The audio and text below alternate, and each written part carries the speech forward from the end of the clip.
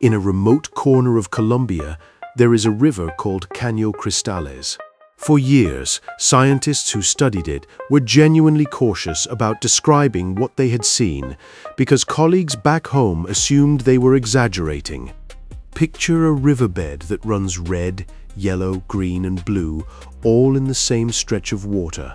All without a single drop of dye or chemical ever touching it, no filters, no editing. Just sunlight, clear water, and a plant that has no business looking like this. For decades, the place barely had a real explanation at all. It had folklore instead. Local stories about spirits painting the river at night. And when the first real photographs made their way out into the wider world, a lot of people assumed they had to be fake. Just another oversaturated travel photo designed to bait clicks.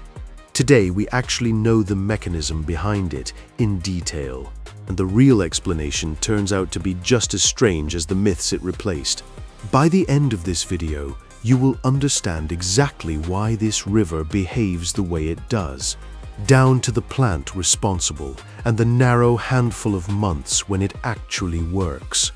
So, if you are the kind of person who needs to know how the world actually functions, not just what it looks like in a photo, stick around.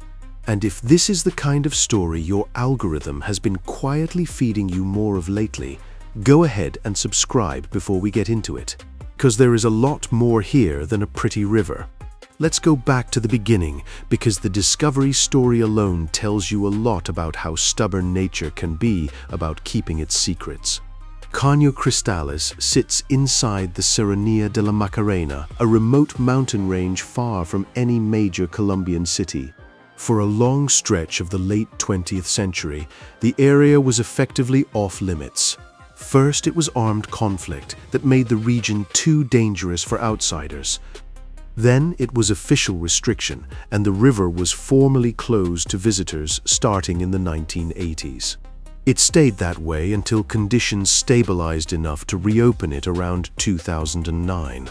Scientists who specialize in aquatic ecosystems will tell you that some of the most extraordinary natural phenomena on Earth survive precisely because humans couldn't get close enough to disturb them. This was one of those places. For generations, only a small number of local communities knew this river existed in its full color-shifting glory. They had their own explanations, the kind passed down through oral tradition, stories of spirits responsible for painting the water, told to children long before anyone outside the region had any reason to doubt them. And honestly, if you stood at the edge of that river during the right months of the year, you would understand why anyone might reach for a supernatural explanation first. It is not subtle. It is not a faint tint you have to squint to notice. It is vivid red mixed with yellow and green flowing right next to crystal clear pools, like someone took a paintbrush and lost control of it completely. Once the park reopened and access slowly resumed, photographs started to circulate more widely than ever before. This is where things get interesting, because the internet's first reaction was not wonder, it was suspicion. People had seen too many fake travel photos by that point, oversaturated, digitally enhanced, designed purely to bait clicks. So when genuine, unedited photographs of this river started showing up, a lot of viewers assumed it was just more of the same. Researchers and tour guides who had actually visited the site found themselves in the strange position of having to defend reality itself, fielding the same skeptical comments under every photo they posted. It took expedition footage, then peer-reviewed documentation, then direct testimony from biologists on the ground, before the wider world finally accepted that this place was not just real, it was even more dramatic in person than in photographs. And once that hurdle was cleared, the next question became obvious. If this is real, what on earth is causing it?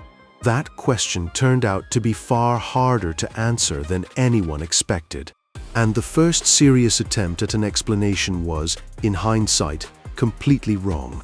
When researchers first began studying the river seriously, the obvious assumption was minerals. This makes sense if you know anything about how other famously colorful natural sites work. Think about places where red rock formations get their color from iron oxide, or where certain lakes turn pink because of high salt concentrations and specific microorganisms that thrive in brine. Geologists initially proposed something similar here, theorizing that mineral deposits in the riverbed were somehow staining the water as it passed over certain sections. It was a reasonable starting point. Mineral-based color theories had explained dozens of other strange landscapes around the world. The problem is that the moment researchers actually tested the water and the rock composition, the theory began falling apart almost immediately. If minerals were responsible, the coloring should have been consistent regardless of season, weather, or time of year. But that is not what was happening. The colors were inconsistent in a very specific, very strange way. Sometimes the riverbed would be a dull, unremarkable brownish green for months at a time, nothing worth a second glance. Then, almost like flipping a switch, the same stretch of river would explode into vivid red and yellow. Mineral deposits do not behave this way. Rock does not seasonally change its chemical composition to put on a show for tourists. Something else had to be going on, something biological rather than purely geological. This is the point where the investigation took a sharp turn, and researchers started looking not at the rocks beneath the water, but at something growing directly on top of them. And what they found waiting at the bottom of that riverbed would completely rewrite everything we thought we understood about how color works in nature. What researchers eventually identified was a plant and not algae in the way most people picture pond scum or murky green slime. This is something far more specific, an aquatic flowering plant that grows directly attached to the rocks at the bottom of the riverbed, in shallow, fast-moving, crystal-clear water. Its scientific name is Macarenia clavigera, and until this river made headlines, almost nobody outside a small circle of botanists had ever heard of it. This plant has adapted to an extremely narrow set of conditions. It needs clear water because murky or sediment-heavy water blocks the sunlight it depends on. It needs a rocky riverbed because that is what it anchors itself to. And it needs a specific, fairly intense level of sunlight to produce the pigments that give it its color.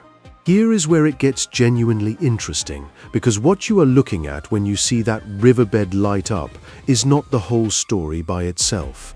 The red, pink, and yellow tones come directly from the plant, shifting shade depending on exactly how much sunlight is hitting it. The deep blue comes from something else entirely, the water itself reflecting the sky. The same reason any sufficiently clear, still pool of water looks blue on a sunny day. And the dark, almost black patches scattered through the riverbed are not the plant at all. They are shadow and ancient stone, smooth circular pits carved into billion-year-old quartzite rock by centuries of swirling pebbles. So what looks like one impossible phenomenon is really three separate things layering on top of each other at once. A living plant, reflected sky, and exposed ancient rock, all happening to align in the same stretch of river. There is one more detail about the plant itself worth knowing, because it rarely makes it into the photos people share. Macarenia clavigera is a flowering plant. During parts of the year when water levels drop just enough, tiny white flowers actually emerge above the surface. A small, almost easy-to-miss detail sitting on top of all that color. It is a small reminder that this is not some exotic form of algae behaving strangely. It is an actual rooted flowering plant going through an ordinary plant life cycle. Just one that happens to look completely extraordinary under these very specific conditions. This is the moment in the story where most travel content stops. They show you the colors, mention the plant once, and move on. But that explanation alone does not answer the most important question. This same plant grows in other rivers nearby. So why does this effect only reach this level of intensity in this exact location for this exact narrow stretch of the year? The answer to that question is where the real story is, and it has everything to do with timing. Here is the part that almost nobody talks about, and it is the actual key to why this phenomenon works at all. The window during which this river puts on its full color display is real, but it is also far more specific than most people assume. The season generally runs from around June through November, with the most intense, reliable color usually concentrated in July through October. Outside that window, for the dry months running roughly from December through May, the river is mostly closed to visitors. Too much rain earlier in the wet season, and the river rises. The water gets murkier with runoff, and sunlight cannot penetrate deeply enough. Too little rain during the dry months, and the water level drops so low that the plant is left exposed to direct sun without enough water around it, and it shrinks back to small, easily missed stems clinging to bare rock. The display depends on a specific balance.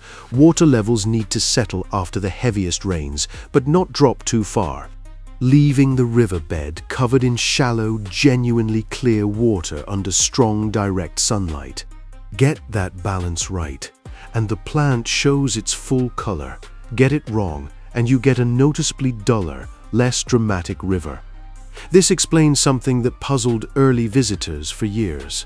Tourists who showed up during the dry months expecting the photographs they had seen online would see a flat, mostly colorless river, and walk away convinced the pictures had to be exaggerated or fake. Visitors who came during the peak months, by contrast, would see something that looked like it belonged in a fantasy film. Same river, same plant. Completely different experience, based entirely on the calendar. This is also why local conservation authorities eventually had to step in and create strict rules about how and when people are allowed to access the river. Swimming is limited to a handful of designated pools.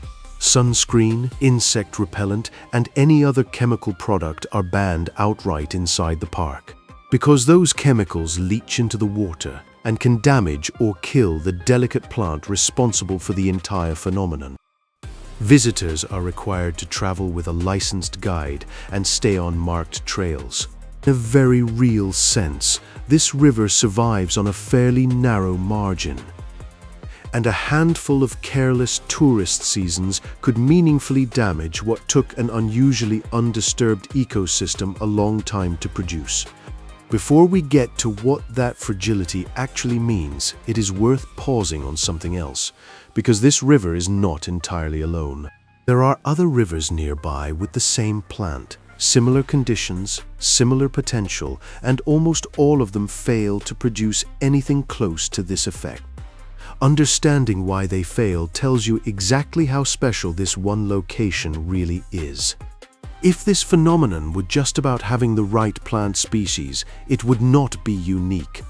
Macarenia, clavigera, and closely related aquatic plants exist in other river systems across South America, particularly in regions with similarly clear, fast-flowing water over rocky riverbeds.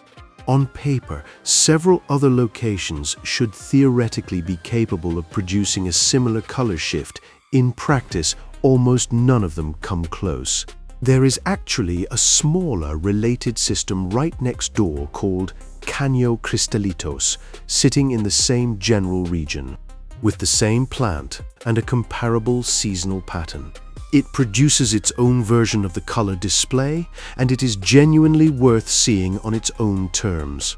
But most visitors and most footage you will find online still gravitate toward the main river, because the scale and intensity of the color there is simply harder to match anywhere nearby. That difference says a lot about how sensitive this effect really is to small variations in water volume, flow speed, and exposure. Some rivers elsewhere on the continent have the right plant, but the water carries too much natural sediment year-round, blocking the light penetration the plant needs. Other rivers have clear water, but their levels fluctuate too unpredictably to settle into a stable window long enough for the color to fully develop. And then there is human impact. Several rivers that may once have been capable of a similar display have been altered over the decades by agricultural runoff, mining activity upstream, or sediment changes tied to deforestation. Once a river's water chemistry shifts due to human activity, the sensitive balance this plant depends on can be disrupted for good. This is part of why conservation authorities treat Caño Cristales with such intensity. It is not simply a beautiful tourist destination. It is one of the only remaining places on the continent where the full set of conditions this plant needs still lines up. Largely because the surrounding watershed avoided the kind of industrial and agricultural development that altered so many comparable rivers elsewhere. It does not take a dramatic disaster to end something like this. A new road built upstream could be enough. A modest increase in agricultural runoff could be enough. Even a shift in regional rainfall patterns could push the water outside the narrow range this plant tolerates. The display could fade gradually, possibly without anyone noticing until the colors simply stop coming back as strongly each year. This is the part of the story that turns a beautiful natural curiosity into something with real stakes attached. So what does all of this actually mean, beyond being a stunning thing to look at? In many ways, this river functions as a living indicator species, an ecosystem-level signal that happens to also be one of the most photogenic things on the planet. The intensity and timing of the color display each year gives researchers a fairly accurate readout of the surrounding watershed's health. If rainfall patterns shift due to climate change, the window for peak color could shift too, arriving earlier or later than usual. If upstream land use changes, increasing sediment or introducing new chemical runoff, the clarity of the water will degrade, and the plant's ability to show its full color will weaken along with it. In a sense, this river has become an unintentional research tool, a visible, easy-to-monitor proxy for the ecological stability of an entire mountain watershed. That watershed happens to sit on some of the oldest exposed rock on the planet, part of the Guiana Shield, dating back close to 1 billion years. There is also a broader lesson buried in this story, one that applies far beyond this one river. We tend to assume that the most extraordinary things in nature must have equally extraordinary, complicated explanations. Hidden minerals, geological anomalies nobody can quite pin down. The truth here is closer to the opposite. A fairly ordinary, well-understood plant is doing fairly ordinary, well-understood things with sunlight. It just happens to align with an unusually narrow set of environmental conditions: rock this clean, water this clear, sunlight this specific, and the result looks like something out of a fantasy film. Nature does not need complexity to produce something that looks impossible. Sometimes it just needs precision. The right plant, the right rock, the right water, and the right months each year. There is a strange kind of relief in knowing that the most otherworldly-looking river on the continent does not require a single supernatural explanation. It just needs a rare plant, ancient rock, and a handful of months each year when everything happens to line up. And there is still more to this story worth knowing, because the discovery itself says almost as much about how fragile this phenomenon really is. There is one more layer to the discovery story worth mentioning, because it explains why so many early skeptics took years to come around. It also explains why the river stayed essentially unknown to the outside world for so long, despite sitting in the same country as several major cities. When the first wave of researchers and journalists finally gained safe access to the region, what they found was not a single river behaving consistently from year to year. They found a river that seemed to have a memory of its own troubled history. Decades of conflict had kept industrial development almost entirely out of the surrounding watershed. No large-scale farming, no mining operations, no major roads cutting through the forest canopy overhead. In a strange way, the very isolation that made this place dangerous to visit for so long is the same isolation that preserved the exact ecological conditions needed for this phenomenon to exist at all. Compare that to similar river systems elsewhere on the continent, places with comparable geology, plant life, and climate patterns. But decades of agricultural expansion creeping closer to the riverbanks every year. Sediment runoff from cleared land, fertilizer chemicals leaching into tributaries, water tables shifting due to deforestation upstream. Every one of those factors chips away at the fragile clarity this specific aquatic plant depends on. So when peace finally allowed access to this particular river, researchers were not just discovering a beautiful phenomenon. They were discovering what an undisturbed, untouched version of this kind of ecosystem actually looks like when nothing has interfered with it for generations. That context mattered enormously once conservation efforts began. It is one thing to protect a tourist attraction.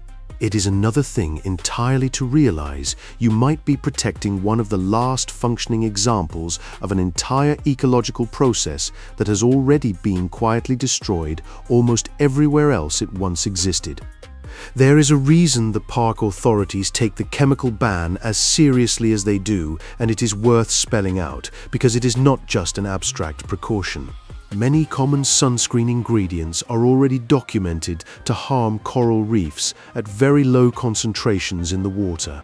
A similarly delicate freshwater plant reacts no better to chemical compounds that were never designed with any ecosystem in mind. A single careless tourist season multiplied across enough visitors could measurably dull a phenomenon that depends on water this clean. Conservationists who study other fragile aquatic ecosystems elsewhere in the world have documented real cases where tourism did more damage to a site than any natural process would have on its own. Even well-intentioned tourism can do this, simply because visitor numbers climb faster than the rules meant to protect the place. That is the tension Caño Cristales sits inside right now. It is a river famous enough that word of mouth alone could eventually bring more people than its ecosystem can comfortably absorb. Managed by a small set of rules that only work if almost everyone follows them.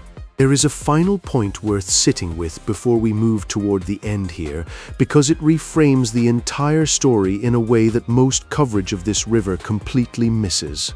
We tend to talk about natural wonders as if they are permanent fixtures, things that have always been there and will simply keep being there. Caño Cristales quietly argues against that assumption. Its existence depends on a fairly specific intersection of geography, climate, and an unusual stretch of accidental isolation that kept industrial development out of its watershed for decades. Remove any piece of that, and the phenomenon does not survive in some weakened form. It stops happening in any form worth seeing. That is a different kind of fragility than the one most nature documentaries focus on, the dramatic, visible kind, deforestation, poaching, a named villain you can point a camera at. This is quieter. It could fade without a single dramatic headline, just through a slow accumulation of upstream changes that most people would never think to connect to a colorful river hundreds of miles away. It helps to picture one specific contrast to really feel how rare this combination is. Imagine a nearly identical river a few hundred kilometers away, same general climate zone, same family of aquatic plants growing on similarly rocky terrain. Except that river sits 20 minutes from a regional highway, surrounded by farmland that has expanded steadily for half a century. Fertilizer runoff keeps nitrogen and phosphorus levels in that water elevated year-round. Instead of the specific clear water-adapted plant species thriving, faster-growing algae and weedy aquatic plants choke it out, turning the river a flat, murky green for most of the year. The pigment-producing plant might still exist there in small, scattered patches, struggling. never given the clean water or consistent light needed to trigger anything close to a visible color event. From a satellite image, the two rivers might look almost identical on a map. From the riverbank, one looks like a slightly above average jungle stream, and the other looks like something out of a dream. That is the entire story of ecological fragility compressed into two neighboring rivers separated by nothing more than 50 years of different land use decisions. Nobody decided to destroy a potential natural wonder. Nobody even knew one existed to destroy.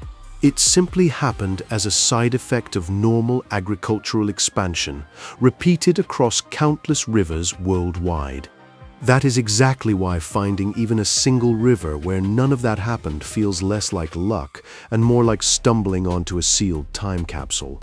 Step back far enough, and this single river becomes a kind of mirror held up to how casually we tend to treat the natural world everywhere else. We did not need a villain in this story. There is no single company to blame, no obvious criminal act, no dramatic moment of destruction you could point a camera at. Just decades of small, reasonable-seeming decisions made far upstream. Decisions about where to build a road, where to clear land for crops, where to let a town expand along a riverbank. None of those decisions were ever evaluated against the question of what they might do to a plant species most people had never heard of. That is precisely why this surviving river feels less like an isolated curiosity and more like a quiet warning wrapped in something beautiful. Most ecological fragility stories struggle to hold attention because the stakes feel abstract, distant, hard to visualize. This one does the opposite. It hands you a direct, visible demonstration of what undisturbed nature can still produce when nothing interferes. Set right next to the quiet reminder that almost nowhere else on the continent has been left alone long enough to do the same. The nearby town of Macarena is the only real base for visiting the river. Over the years, it has built its entire modern economy around protecting the thing that brings people there in the first place. That is a fairly unusual arrangement, a local community whose financial interest and conservation interest point in the same direction. The colors fade in and fade out every year on their own predictable schedule. Sunlight and rainfall, and a small, stubborn plant doing exactly what they have always done. The only genuinely unpredictable variable left in the entire equation is us. The decisions made over the next few decades upstream will decide whether this particular river keeps doing what it has somehow managed to keep doing. Undisturbed, for longer than almost anywhere else like it on the continent. If a story like this is the kind of thing that genuinely changes how you look at the natural world, even just a little, that is exactly why this channel exists. We are not here to just show you something pretty and move on.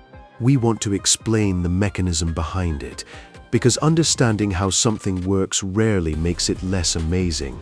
It almost always makes it more amazing. If you enjoyed pulling this thread with us, subscribe so you do not miss the next one. Drop a comment with the strangest natural phenomenon you think deserves this same kind of deep dive. And if you know someone who would find this as fascinating as you just did, send this their way. We will see you in the next one.